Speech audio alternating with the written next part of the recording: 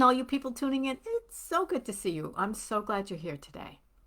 Today, I want to talk about describing something that you're not sure how to describe it because the person you're talking to doesn't have the same reference points that you do.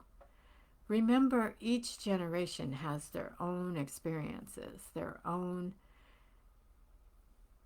feelings, expressions, abbreviations, and even those that are older than you, they have another generation of what things they grew up with. And then there are the people that are not tech savvy. They don't understand some of the terms mechanically. So, how do you describe something to someone that doesn't have the same experience that you do? It's actually quite simple. You just ask your intuition, you tune in, and you say, all right, how do I describe this? Someone once asked me, how do you describe brightness to a blind person? Well, obviously, I'm not blind, and I, at the time, did not know any blind people, so I didn't have a reference point based on my own personal experience. So I strictly, like 100%, had to depend on my intuition. Like, how do I explain something? They're asking my intuition, they're paying me to help understand how to describe this to a blind person.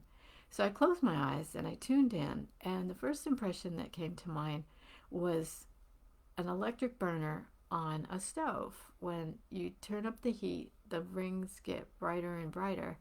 And if you put your hand over it, obviously it becomes warmer and warmer. But to me, that was the best way to help a blind person understand the difference between brightness. It might not have been an exact brightness like the sun coming up or the sun going down. To me, I was amazed that that thought popped in my head. So I told the person that I was working with, and they're like, oh, that's a great idea. I never thought of that. And I'm thinking, yeah, I hadn't thought of that till this very moment. But that's how the intuition works. You just send your intention out.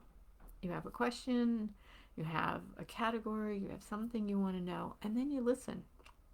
And those thoughts, those impressions, those analogies, that works too. If you don't know how to explain something, but you know what it is you want to tell a person, then you ask your intuition, give me an analogy that might be simple and basic for me to describe to this person. And then this memory pops in your head, and you're like, oh, I believe one time a person asked me about a friend of theirs, and I saw this backyard that was trashed. It looked like, trying to think of the word, a hoarder. There were like belongings all over. Not so much a downtrodden person, but somebody that just liked saving a whole bunch of things. And I said, it's like a backyard that's full of belongings. And they said, oh, trash? I said, well, maybe some garbage, but a bunch of things.